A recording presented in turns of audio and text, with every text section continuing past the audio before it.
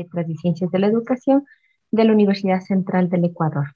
La carrera de Educación Básica, hoy día, martes 1 de febrero del 2022, tiene el gusto y el placer de realizar el webinar número 2. En el marco de este tema tan valioso, que es una oportunidad para transformar la educación básica en tiempos de pandemia. Gracias a cada uno por su presencia. Como siempre, reiteramos el buen uso de los micrófonos para el éxito de dicho proceso. Primero, queremos dar el espacio para las palabras de bienvenida de nuestro señor subdecano, PhD Juan Carlos Cobos, subdecano de la facultad y director encargado de nuestra carrera. Bienvenidos, bienvenidas.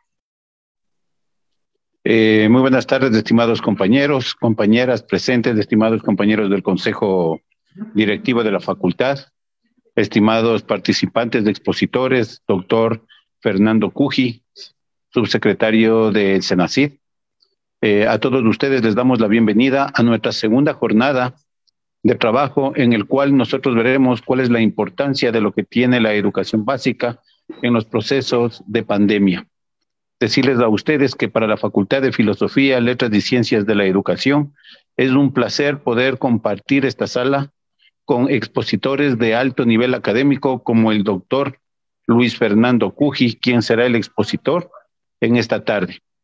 Estimada Marcelita, estimados compañeros, compañeras, éxitos en la jornada del día de hoy. Tengan ustedes una buena tarde. Muchísimas gracias, señor subdecano. Pues sí, como lo dijo, el día de hoy tenemos la valiosa presencia del magíster Luis Fernando Cuji, subsecretario de Instituciones de Educación Superior, que el día de hoy compartirá con nosotros el tema: el impacto de las políticas públicas en la concepción de los modelos pedagógicos. Distinguido magíster Luis Fernando, sea bienvenido a nuestra carrera y a este evento, este espacio académico en donde la reflexión será lo vital para el proceso de formación de nuestros distinguidos estudiantes. Siendo las 3:10, estamos prestos para escucharle. Adelante. Muy buenas tardes con todas y con todos, a los colegas y a las autoridades que se encuentran en el evento. Voy a tratar de ser ágil y dejar la mayor cantidad de tiempo posible para poder conversar con los participantes, con las participantes de este encuentro. Quisiera comenzar diciendo que la tarea educativa tiene siempre un doble rol y también una doble responsabilidad cuando se trata de la educación superior. Seguramente ustedes, colegas que se están formando en la carrera de educación básica, pueden darse cuenta que se están formando para formar a las personas que luego van a pedir el ingreso a la universidad, y que todos quienes nos dedicamos a la educación y que tenemos algún rol en la educación superior, nos tuvimos que formar en educación para tratar sobre la formación del resto de profesionales. Entonces, esta realidad tiene una complejidad adicional, ¿ya? Cuando uno conversa con los profesores o los encargados de admisión de las universidades, los profesores, las profesoras se preguntan a modo de queja y dicen: es muy problemático porque los jóvenes que nos vienen de los colegios y de las escuelas nos vienen con muchos rezagos, vienen con muchos problemas de base que en la universidad se tienen que subsanar a través de nivelaciones y a veces no se subsanan. Y sin darnos cuenta, nos echamos la culpa de esta cuestión, porque nosotros, las universidades, también formamos a los educadores que formaron a esos chicos que tienen rezagos, ¿sí?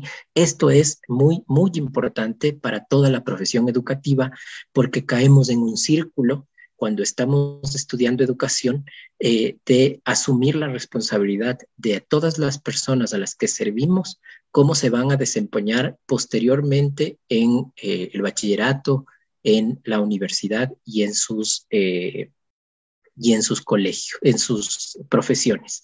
Entonces les quiero compartir una parte de información que es el tipo de información que vemos en Cenecit para pensar en la política pública. Voy a hacerlo relativamente rápido, pero me voy a concentrar en algunas cosas. Como hablábamos ayer en el momento inaugural, nos plantean muchas reflexiones. Primero, comentarles que hay 62 universidades y en las universidades hay aproximadamente 2.002 carreras de tercer nivel. 2.002 carreras de tercer nivel. Y la mayor cantidad de estas carreras están en Quito. El 24% de las carreras están en Quito. Y ahí a veces se acumulan un conjunto de injusticias, porque si tú eres una persona que naciste en Zamora Chinchipe, tienes muchas menos opciones para educarte a nivel superior que si estudiaste en Guayaquil o en Quito, ¿no? Y así con el resto de provincias. Si clasificamos esta oferta académica por campos de conocimiento, podemos darnos cuenta que la mayor cantidad de carreras es en administración, el 18%. Y si tú buscas las carreras de educación, corresponden al 13%. Esta comparación es al finalizar 2020 y esta a mediados del 2021 para darnos cuenta cómo se mueve. ¿Sí? Si clasificamos aún más, nos podemos dar cuenta que el 13% de las carreras que tienen las universidades corresponden al campo de educación y son muchas carreras y por tanto muchos estudiantes del campo de la educación. Si pensamos en la modalidad, es donde se ha visto más variación en cuanto a la pandemia. Nosotros teníamos principalmente carreras presenciales, como ustedes ven. Tenemos carreras presenciales. Solo un momentito, por favor. Si ustedes pueden ver, ha habido un mayor crecimiento de la oferta en línea. Si ven, antes teníamos el 7%, recuerden que estamos hablando como de 2.000 carreras, por tanto un punto son muchas carreras. Y ahora tenemos el 10% de carreras en línea. Tenemos carreras híbridas, que eso no existía hace un tiempo, y más carreras presenciales a distancia, y ha habido una disminución de las carreras presenciales. Durante la pandemia, la modalidad presencial en su totalidad se tuvo que mover a lo en línea y tuvo que tener muchas variaciones sobre cómo fueron diseñadas originalmente. Si nosotros vemos esa misma comparación, si nosotros vemos la misma comparación para el caso del cuarto nivel, tenemos una realidad más interesante, ¿no? Educación baja un poco, pero al verlo en la modalidad de estudios, nosotros vemos que la modalidad en línea de cuarto nivel creció muchísimo más que lo del tercero. Era el 4% y ahora es el 13%, y que la modalidad presencial disminuyó bastante. Era el 87% y ahora es el 75%. Esto pensando en una diferencia de 6 meses de análisis, ¿no? Esto es lo que hacemos en Cenecit. Nos preguntamos cómo se está moviendo la oferta académica y a dónde se está yendo la oferta y los estudiantes.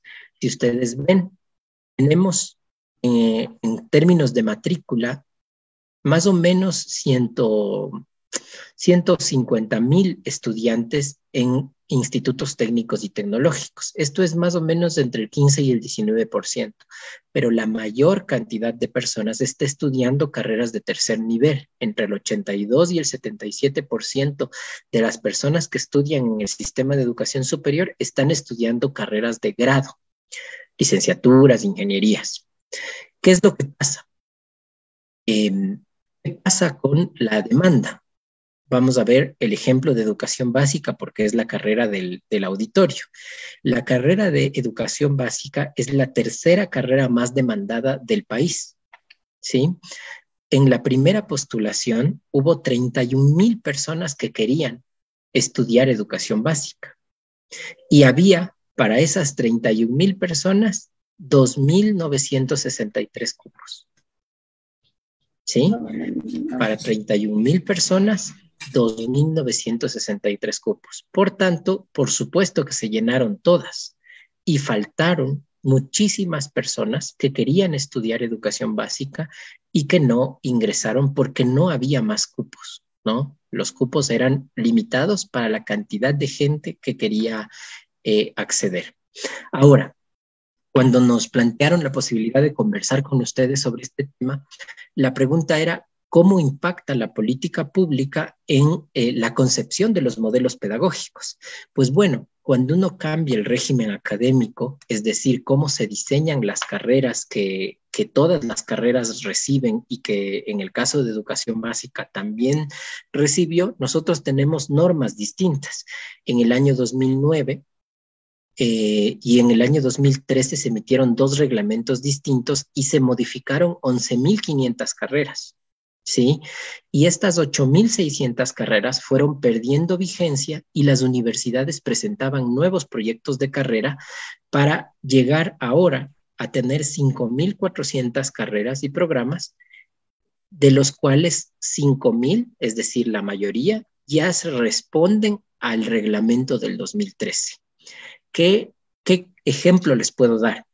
Antes, tú tenías la obligación de titularte por una tesis y no tenías en la malla curricular esto que ahora se llama asignaturas que acumulan núcleos problemáticos o asignaturas de integración. Este tipo de reflexiones sobre cómo se aprende una profesión o, en el caso de la educación básica, cómo se aprende a ser docente en ese nivel educativo, ha cambiado. Ahora, ninguno de estos números cambia el contenido, porque cuando todos nosotros nos sometemos al ejercicio de la profesión pedagógica, la acción sobre los estudiantes, sea metodológica, sea didáctica, sea de diseño curricular completo, no tiene control. Ya no es que CENESID puede ni debe controlar a los docentes y su libertad de cátedra. Cada docente presenta su planificación y si vean hay un seguimiento de la ejecución, los docentes y las docentes tienen libertad de cátedra y por tanto esa elección produce una diversidad de aprendizajes entre las profesionales y los profesionales en las diferentes carreras. Quería compartirles esta realidad con la intención de dejarles notar los diferentes retos que tenemos, ¿no? Tenemos un reto importante respecto de la cobertura de la educación superior porque hay muchísima gente buscando educación superior pública y la cantidad de cupos es limitada en un periodo académico, ¿no? 352,000 personas postulando y 74,000 cupos, esto en un semestre, ¿no? En un periodo académico. Tenemos la complejidad de que las modalidades de estudio pueden variar y eso es un reto, pero también es una posibilidad. Tenemos la realidad de que la oferta académica se concentra. Hay más carreras de administración cuando podríamos necesitar muchas personas estudiando agricultura, estudiando TICS. Les doy el ejemplo. Cuando empezamos la pandemia, nosotros teníamos, digamos, pocos profesionales formados en el área de TICS y todas las actividades debieron migrar hacia las tecnologías. Entonces, conseguir quien haga desde el comercio digital hasta a las adecuaciones como esta plataforma u otras plataformas se convirtió en un reto que produjo mayor desigualdad, porque quien podía costear esas adaptaciones pudo adaptarse más rápido al aprendizaje virtual, pero en zonas rurales o en zonas donde no había la suficiente cantidad de profesionales, simplemente hubo un rezago. y son los rezagos que ahora muchos de nosotros estamos preocupados a nivel mundial porque los jóvenes, los niños, no tienen las mismas posibilidades de acceder al Internet o la misma calidad de acceso a la educación a través de medios virtuales y no podemos tener una agregación en las escuelas por el mismo COVID. Entonces, les dejo estas ideas para mostrarles la cantidad de retos que tenemos y para mostrarles la responsabilidad que tenemos por todos los lados, más aún los que tenemos formación en educación, porque tenemos la responsabilidad de formar a los estudiantes que luego van a solicitar el acceso a la universidad y que luego se van a desempeñar como profesionales en todos los sectores del país. Les agradezco mucho y estoy abierto a conversar un poco sobre estos temas. Muchísimas gracias, Magíster Luis Fernando Cuji. Realmente muy admirada por todos estos procesos estadísticos que se manejan y esta reflexión tan interesante, ¿no? De que nuestra carrera es una de las más demandadas. Así que aprovechar esas oportunidades que cada uno de ustedes tiene en nuestra hermosa carrera y por lo tanto en nuestra universidad tan prestigiosa para la formación de estos futuros docentes. En el chat del Zoom está colocado el link para el registro de la asistencia y está abierto el espacio para que ustedes realicen sus preguntas, sus comentarios para nuestro especialista de la CENESID, que realmente tiene todo un bagaje de conocimientos y experiencias. Entonces, en esta atmósfera de academia que acabamos nosotros de observar, es importante resaltar cuál es el perfil del magíster Luis Fernando Cuji. Tiene sus estudios universitarios en la Universidad de Buenos Aires, en la Facultad de Ciencias Sociales, en un programa de doctorado en curso, que está ya a punto de obtener su doctorado. También se ha formado en la Universidad Nacional Autónoma de México, donde obtuvo el título de posgrado en Filosofía de la Ciencia, área Filosofía de la Ciencia. Eso fue realizado en México.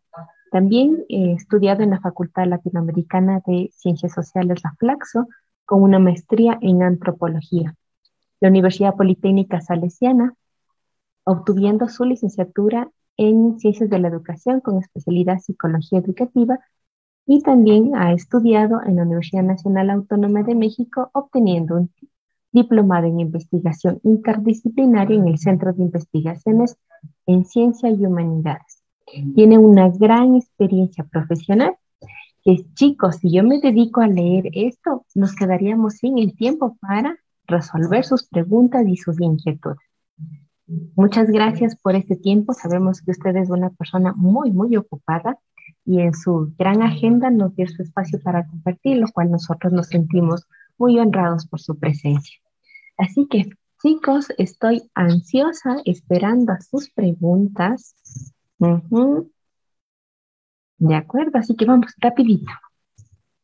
Ya debe tener todos los insumos para preguntar, para ya comenzar a tener este espacio de compartir.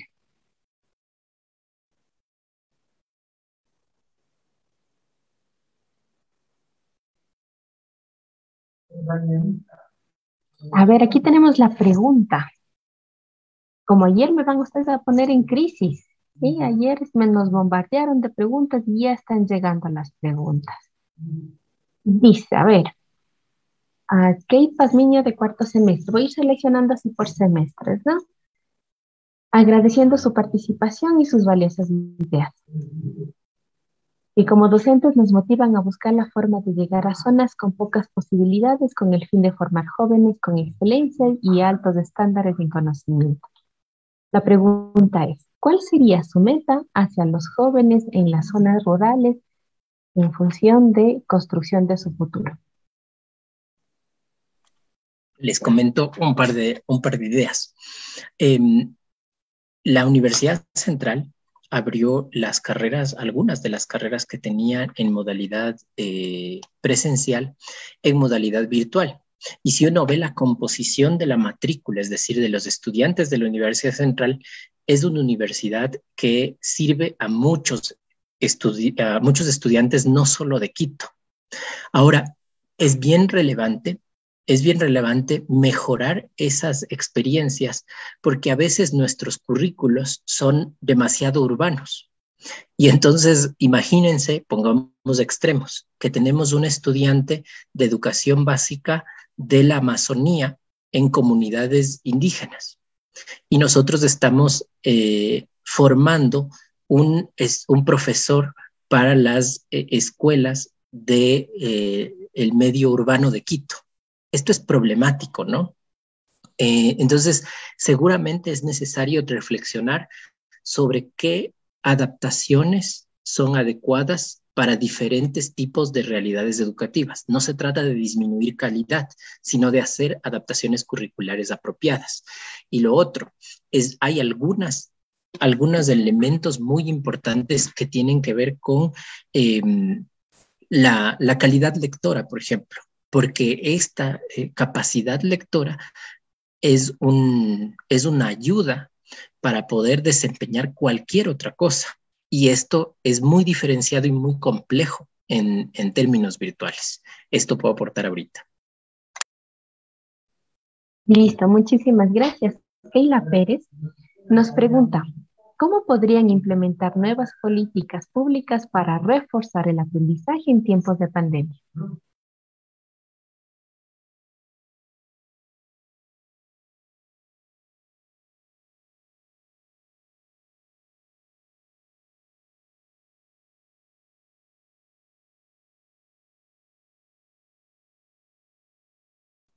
Doctor, ¿sí nos escucha? No, mil disculpas. Te estaba esperando. Ah, ya. Bueno, entonces creo que tuvimos un lapsus de conexión. A ver, la pregunta dice, ¿cómo podría implementarse nuevas políticas públicas para reforzar el aprendizaje en estos tiempos de pandemia? Esa pregunta es muy interesante porque a veces consideramos que las políticas públicas tienen que aplicarse a nivel nacional para todos los casos, pero es muy importante saber que las universidades son instituciones autónomas y están mucho más localizadas. Por tanto, es la política universitaria, que sigue siendo política pública, pero no es política estatal, la que puede ayudar a decidir. Por ejemplo, esto que estamos viviendo, ¿no? Es una decisión de política pública a nivel universitario que en lugar de hacer una clase, la universidad, la carrera, abra la posibilidad de que ustedes conversen con personas que están en la actividad real de la educación.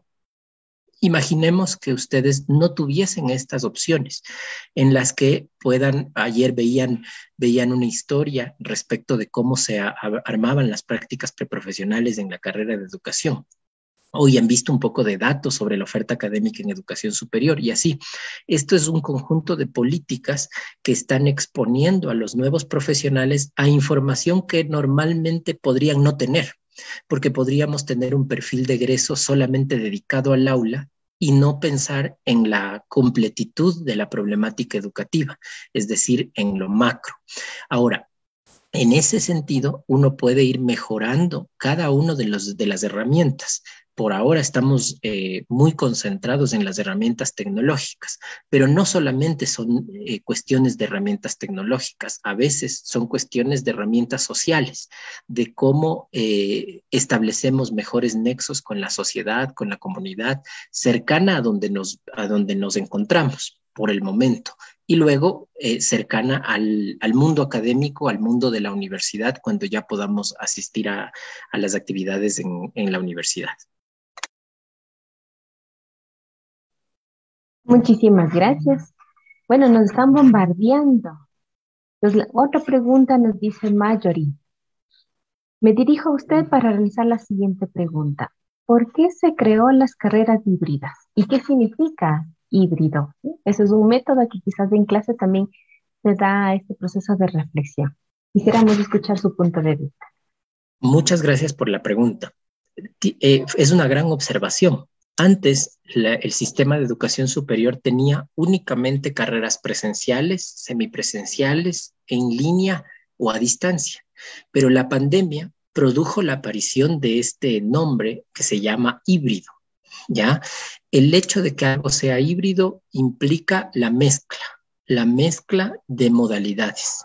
¿Por qué es necesaria esta mezcla? Primero, por las condiciones reales. No podemos generar espacios de aglomeración en este momento, pero también esta desventaja actual podría significar, por ejemplo, que tengamos clases interculturales con otros estudiantes de otras universidades de otros países, ya clases bilingües con diferentes profesores con distintos idiomas.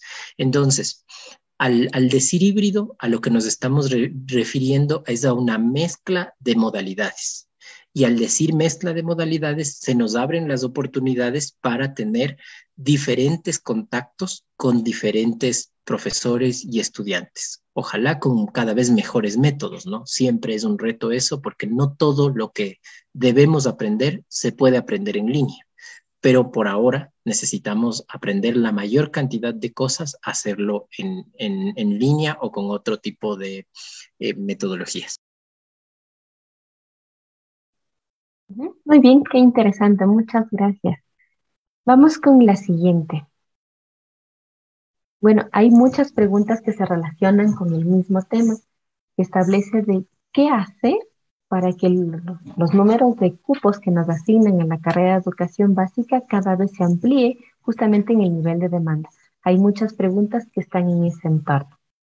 ¿Qué deberíamos nosotros hacer? ¿Cómo nosotros como sociedad podemos proponer a este organismo tan importante, el CENESID, para que exista una amplitud de cupos? Este es un reto importante. ¿Qué pasa? No hay ningún país que tenga 100% de matrícula en educación superior. ¿A qué nos referimos? No hay ningún país donde todos los estudiantes que salen de bachillerato entran a la universidad. Esto es, digamos, irreal, no pasa en los países. Lo que sí es importante es que cada vez haya menos discriminación, porque lo que pasa es que las personas que tienen más posibilidades, que han tenido una educación diferenciada de mayor calidad, resulta que tienen más probabilidades de ingresar a la educación superior. Y esas razones sociales, culturales y económicas debemos atacar para que no sea una razón, que no sea meritocrática el ingreso. Y obviamente es importante incrementar la cantidad de espacios, pero las autoridades de la facultad entienden mucho esta problemática. Poner más estudiantes en las aulas implica la necesidad no solo de más espacios, especialmente de más profesores. Necesitamos más aulas, más docentes, muchos más recursos. Y en un escenario donde no necesariamente hay más recursos, hay un límite a las posibilidades que tienen las universidades para incrementar los cupos.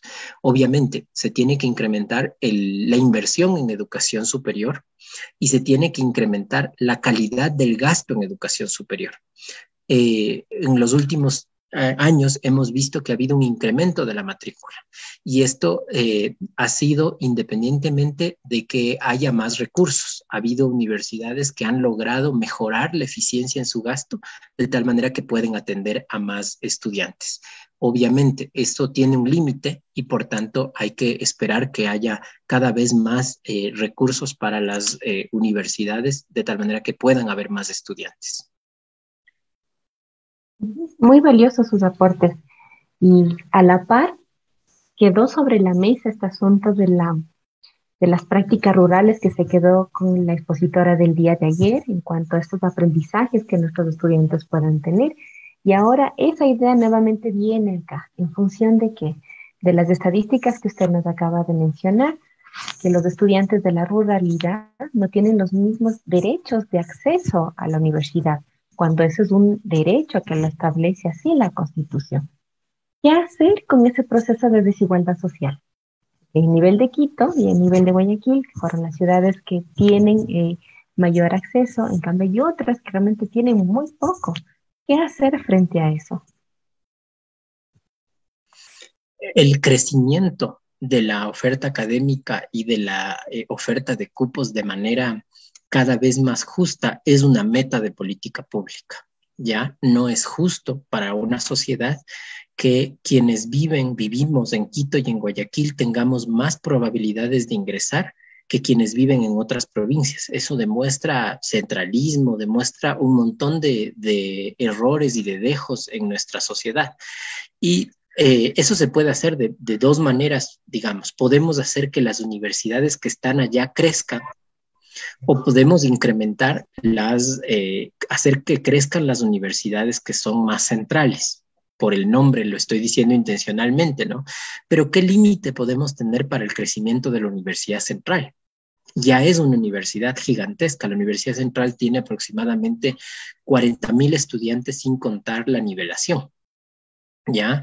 Entonces, mientras tenemos otras universidades chiquitas de 3,000, de 5,000 estudiantes. Entonces, probablemente es importante que esas universidades crezcan para que puedan recibir a más estudiantes y que la Universidad Central crezca hasta donde pueda. La Universidad Central necesita, por ejemplo, un nuevo campus para poder crecer más. Y hay un proyecto sobre el tema.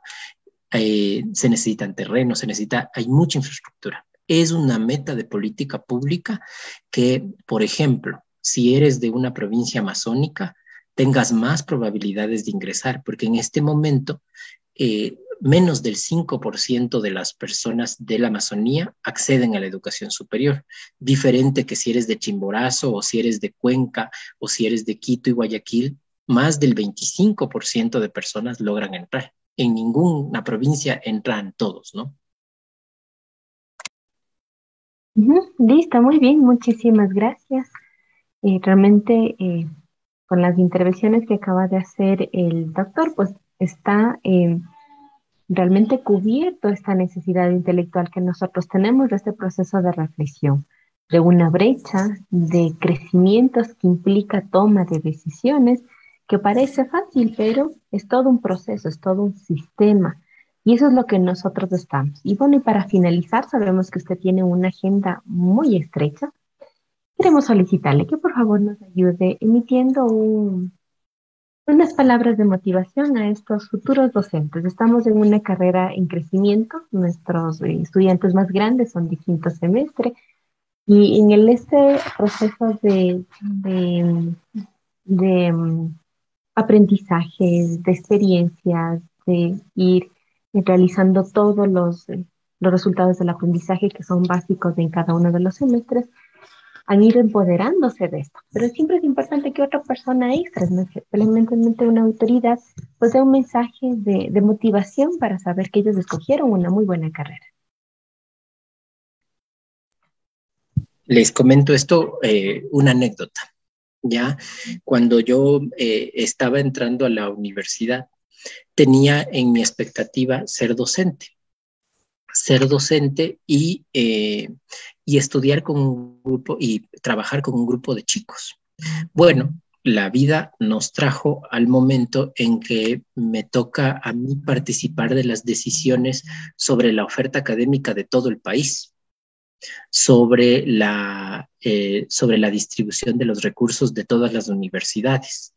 Por tanto, el elegir educación no es solo elegir formar a cada una de las vidas en su parte inicial, en la educación básica, sino eventualmente tener que responsabilizarse de la formación de gran parte de la ciudadanía.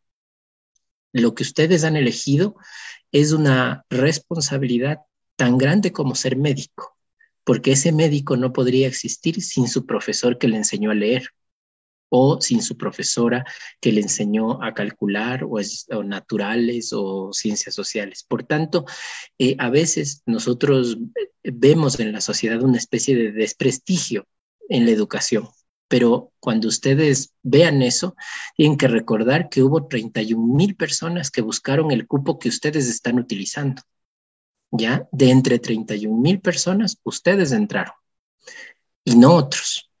Por tanto, es muy importante que este tiempo que ustedes dedican a su formación luego sea muy bien utilizado, porque uno no sabe en qué momento a algunos de ustedes o a varios de ustedes van a terminar estando a cargo de unas decisiones de todo el país sobre la educación. en el Ministerio de Educación o en otra entidad. Entonces, ánimo es una responsabilidad muy grande y es una responsabilidad que empieza pequeña, pero que afecta la vida de mucha gente, desde aprender las nociones básicas hasta tomar las decisiones de la política pública de todo un país. Entonces, ánimo, esfuércense y pues todos nosotros, los que trabajamos en el sector público, estamos esperando que alguien mejor nos reemplace y podrían ser ustedes. Nos acaba de poner un reto y bastante alto. Qué interesante, ¿sí? Saber que todas aquellas personas que están en diferente cargo, público, particular, eh, servicios, ocupaciones, son el resultado de múltiples docentes. Y qué lindo que nosotros interioricemos que cada uno de nuestros actos contribuyen en la formación de esas personas. Mil gracias, distinguido Luis Fernando, por estar con nosotros, por compartir y por eh, hacernos entregar un bálsamo especial para el alma y saber que estamos en la carrera precisa y la que nuestro reto es extremadamente grande. Por el tiempo de nuestro expositor, vamos a cerrar nuestro webinar el día de hoy. Les esperamos mañana a las 3 de la tarde con el webinar número 3. Gracias a cada uno de ustedes y nuevamente, gracias a usted les deseamos muchos éxitos en esta labor tan importante de la toma de decisiones en función de todo un país. Muchísimas gracias. Gracias, chicos.